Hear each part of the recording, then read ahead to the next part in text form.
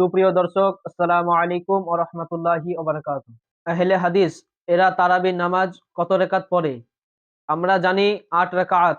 এটা কতটা সঠিক জানালে উপকৃত হব। প্রশ্নকারী সানাউল্লাহ পুরকাইত, ২৪ পরগনা।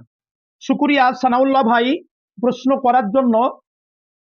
আহলে হাদিস যারা ৮ রাকাত তারাবির সালাত আদায় করে, এটা মূলত তারাবির সালাত নয়।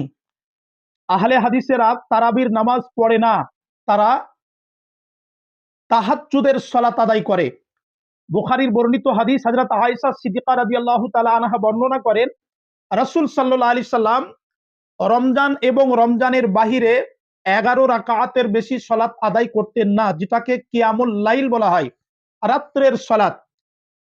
১১ রাকাতের মধ্যে ৩ রাকাত বেতের আর ৮ রাকাত তাহাজ্জুদ। এই গভীর রাত্রির সালাত তাহাজ্জুদের নামাজটা এশার পরে আহলে হাদিসেরা আদায় করে। মূলত এটা তারাবির নামাজ তারা পড়ে না, তারা তাহাজ্জুদের নামাজ পড়ে। সানাউল্লাহ ভাই, আশা করি আপনি বিষয় বুঝতে পেরেছেন।